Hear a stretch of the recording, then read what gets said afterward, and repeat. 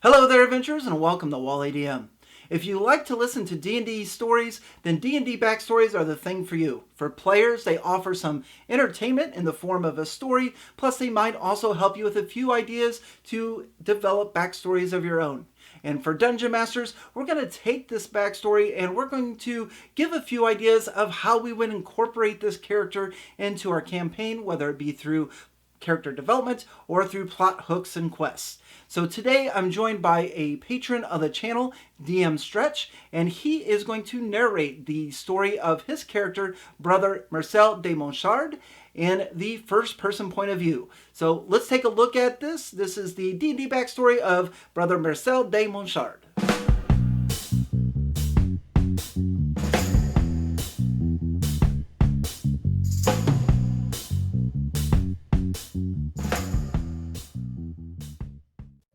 Before we get started, just a reminder, if you've not joined our Discord yet, I highly encourage you to do so. Come on over and hang out with me and a lot of cool folks who know a lot about D&D.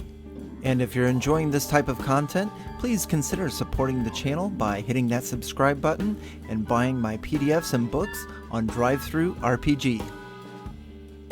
Hi, I'm Brother Mercel de Monchard, although that has unlikely been my real name. In fact, I do not know, for I never knew my father or my mother. I was orphaned as a child, my father brutally murdered and me left for dead in the middle of winter. If it were not for Master Gaston de Roche there, I would have surely died that day. Instead he found me, took me to the nearest place he could, this being a nunnery, Sisters of St. Elizabeth. There I was raised by Mother Elise Pernier, such a caring, loving woman. Master Gaston would often come visit me, each time donating a sum of money to the nunnery to pay for my upbringing. He was like a father to me. In fact, I came to call him father. And he took me under his wing, teaching me the ways of his order. Ordered a pale wolf, saying I should join him as a proud knight when I was old enough.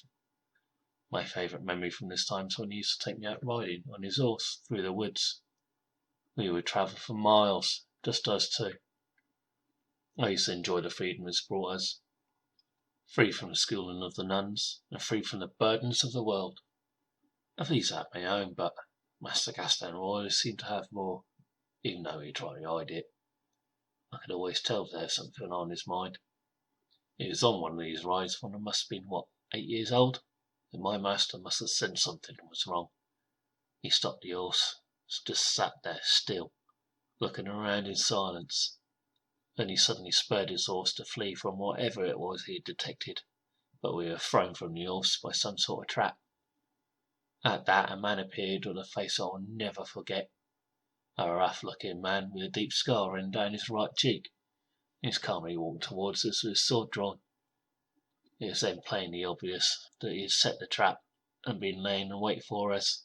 I had fallen clear of the horse due to my being small, but Master's leg had been trapped underneath its body, and he was unable to break free.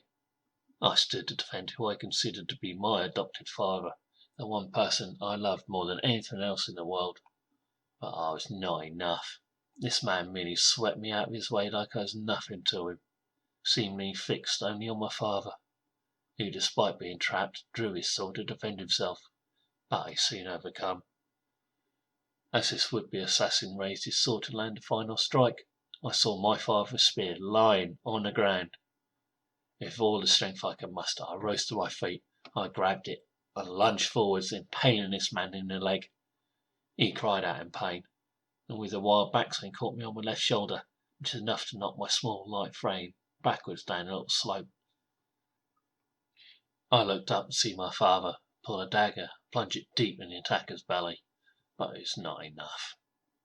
Without a single word, the sword was raised and stabbed slowly through the throat of my master, my father, the man who, while with different blood, had become the only family I had in the world. In one fell blow my old world was broken and my heart ripped out. It felt like I had failed to protect my father, and now this man turned his attention towards me. I had only one option left: run. Bleeding from my shoulder from the wild sword blow that had thankfully only glanced off, I rose again to my feet and I fled. I was crying, not only because of my loss, but because I had to escape and leave him behind. To this day, I only think I managed to survive because the injuries inflicted on this killer, because I got away. I ran back towards the home I was raised in, but couldn't make it for I passed out, both due to my injury and the biting winter cold. But I've been left for dead in the snow before and I lived. I would do it once more. By chance, 2 other brothers of my father's order were on the road where I fell unconscious. My final thought before I passed out was the man's face, now forever burned into my memory. I was taken back to the nunnery where I was cared for, as the knights searched for the fallen body of their master and brother in arms. Since that fateful day I swore I would join the order when I was deemed old enough and worthy. Ever since I would dedicate my life to finding that man who tore my world apart. I have had my real family taken from me, and now my adopted father too.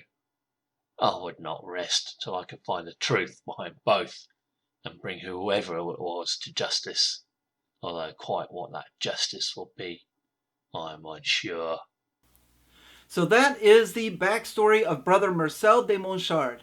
Now, as Dungeon Masters, we need to take this backstory and incorporate it into our homebrew campaign. We need to come up with quest ideas and plot hooks. And I have 3 ideas that I'd like to share with you to kind of show you how I would interpret this backstory. The very first idea I have is we take this villain. Most of Brother Mercel's backstory takes place when he is 8 years old or younger.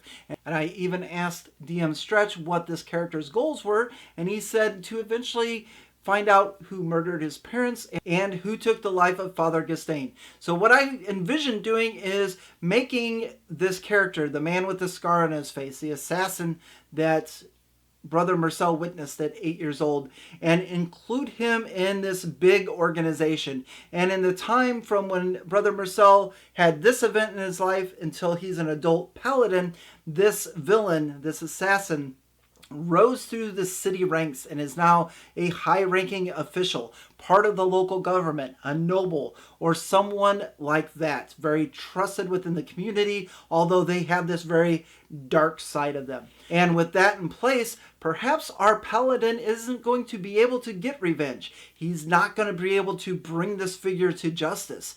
And the only way that he's going to be able to do that is to dig in a little bit deeper, maybe find out what organization this guy is a part of, and he's going to need to find a way to expose this villain. So a lot of city codes in D&D have a strict penalty if you are to disgrace or go after a noble without evidence or without reason, and that could prove to be an obstacle. So in the first step, I would take this villain that Brother Mercel de Monchard remembers from his childhood, and I would make it so that he and the organization that he represents is high up into the politics of the city and a lot harder to take down.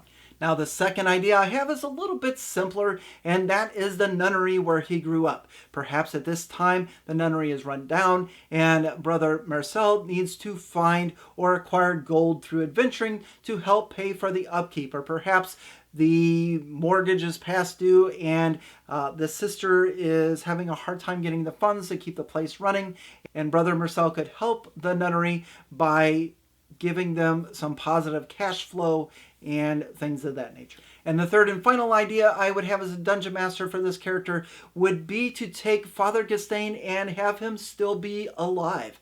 Perhaps after he was brutally murdered in front of Brother Mercel, the assassin hauled him away or found out where he was taken to and had the body resurrected. Now, why would they do this? Perhaps Father Gastain had some knowledge that this dark organization or this villain needed. So him being dead did no good and things were lost. So we needed to have this character resurrected so they could pry the information out of him.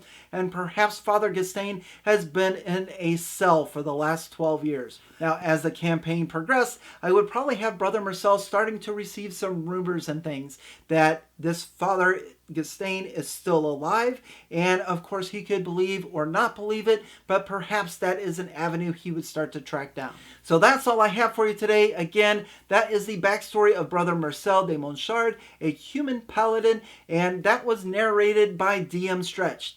DM Stretch is a patron of the channel and a valued member of our Discord community. Thank you very much for submitting this character, narrating the story, and being a part of all of that. I appreciate it. Thank you very much, everyone, for watching. I hope you enjoyed this story. We'll see you in the next one, and on to the next.